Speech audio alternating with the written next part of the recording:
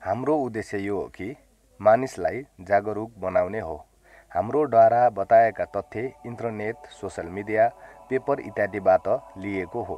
यहाँ दिएका जानकारी सामान्य ज्ञान र विज्ञानमा आधारित छ।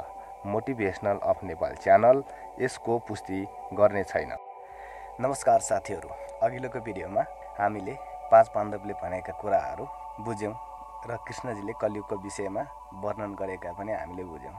अब आज हामी पितामह भीष्मजीले कलियुगको विषयमा केही भविष्यवाणी गरेका थिए, त्यसैको विषयमा आज चर्चा गर्नेछौँ। अब सुरु गरौँ आजको भिडियो। पितामह भीष्मजीले भन्नुभयो, कलियुगमा मानिस आफ्नो मातापिताको सेवा गर्दैनन्। सम्पत्तिको लालचमा आफ्नो मातापितालाई घरबाट निकालिदिन्छ अनि विषय वासनामा लिप्त भएर बस्छ। मानिस पराई स्त्रीहरूप्रति नराम्रो नजर लगाउँछन् अनि सदैव काम वासनामा लिप्त भएर बस्छ। यो सुनेर पाण्डवहरूले कलियुगको अर्को एउटा गहिरो झलक पाए अनि उनीहरूले बुझे कि यो युगमा मानिसको पतन कति गहिरो हुन सक्छ। उनीहरूले यो पनि बुझे कि धर्म अनि सत्यको मार्गमा हिँडेर नै यो युगको कठिन कुराहरू सामना गर्न सक्छन्, अरू कुनै तरिकाबाट सकिँदैन। एउटा नै स्त्री कैयौँ पुरुषसँग विवाह गर्दछन्। यो स्थिति समाजमा नैतिकता अनि सदाचारको कमी हुनुको प्रतीक हो। यसको अलावा मानिस पूजापाठ, श्राद्ध, अन्तिम संस्कार, मुण्डन, विवाह जस्ता धार्मिक अनि सांस्कृतिक कार्यको परित्याग गरिदिन्छ। जलको अभावको कारण मानिस स्नान पनि गर्दैन अनि अशुद्ध नै रहन्छ।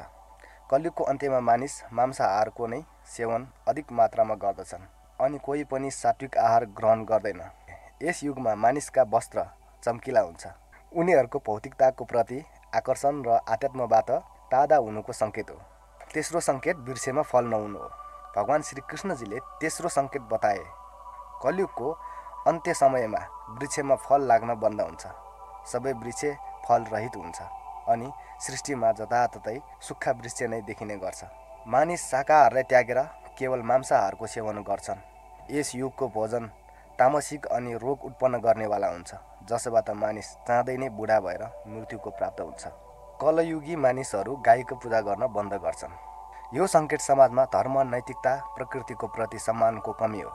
अर्को सङ्केत अल्पवृष्टि। श्रीकृष्णजीले चारौँ सङ्केतको रूपमा भने कि कलियुगको अन्त समयमा अल्पवृष्टि हुनेछ, अर्थात् धेरै नै कम वर्षा हुन्छ। खेतमा अन्न फल्दैन अनि धान्यको आकार धेरै नै सानो हुन्छ। फलमा रस पनि उत्पन्न हुँदैन। मानिस भोका अनि प्यासको कारण तडपेर मर्न लाग्छ। यो स्थितिमा मानिसलाई केवल बाख्राको दुध मात्र प्राप्त हुन्छ। यो सङ्केत समाजमा प्राकृतिक संसाधनको कमी अनि जीवनको कठिनाइलाई दर्शाउँछ। पाँचौँ सङ्केत सात सूर्य अनि प्रलय। कलियुगको अन्त्यमा भगवान श्री कृष्णजीले सबैभन्दा भयानक सङ्केतको वर्णन गरे। उहाँले भने, जब कलियुगको अन्त्य नजिक हुन्छ तब भगवान विष्णु सूर्यको किरणमा विराजमान भएर पृथ्वीको सम्पूर्ण जल सोसेर लिनुहुन्छ। आकाशमा चारैतिर सात सूर्य देखा पर्छ। यी सबै सूर्यको प्रभावमा सम्पूर्ण सृष्टि जलेर खरानी हुन्छ।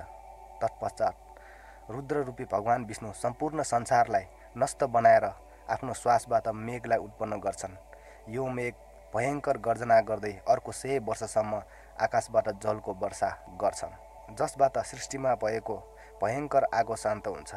अग्नि शान्त भएपछि यो मेघ सम्पूर्ण जगतलाई जलमा डुबाइदिन्छ, जसबाट सम्पूर्ण सृष्टिको अन्त्य हुन्छ। श्रीकृष्णले गरुडजीलाई भन्नुभयो, यो दृश्य यति विनाशकारी र भयावह हुन्छ कि समस्त संसार जलेर खरानी हुन्छ, सम्पूर्ण जगत ध्वस्त हुन्छ। तर यो केवल एकको अन्त्य होइन, तर एउटा नयाँ सुरुवात हो।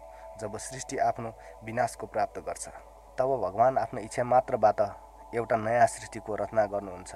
यो सृष्टि पहिलाभन्दा धेरै शुद्ध अनि पवित्र अनि दिव्य हुन्छ, जहाँ धर्म, सत्य अनि आध्यात्मिकताको पुनः उत्थान हुन्छ। यो एउटा चक्र हो, सृष्टि, पालन अनि संहार। जब एक युगको अन्त्य हुन्छ, तब एउटा नयाँ युगको सुरुवातको लागि मार्ग बन्ने गर्दछ। यी कुराले हामीलाई यो सम्झाउँछ कि हरेक अन्त एउटा नयाँ सुरुवातको प्रारम्भ हो अनि यस नयाँ सृष्टिमा त्यो नै जीवित हुन्छ जसले धर्म अनि सत्यको पालन गरेको छ। यस प्रकारले कलियुगको अन्त्य हुन्छ। फेरि परमात्मा आफ्नो इच्छा मात्रले पुनः सृष्टिको रचना गर्छन्। यो ज्ञानले हामीले सिकाउँछ कि कलियुगको कठिनाइ अनि चुनौतीको बावजुद हामीलाई साँचो धर्म अनि भगवानको नामको आश्रय लिनुपर्छ। यसमै हाम्रो कल्याण छ। आजको भिडियो तपाईँलाई कस्तो लाग्यो? राम्रो लागेमा लाइक अनि सब्स्क्राइब गर्नुहोला।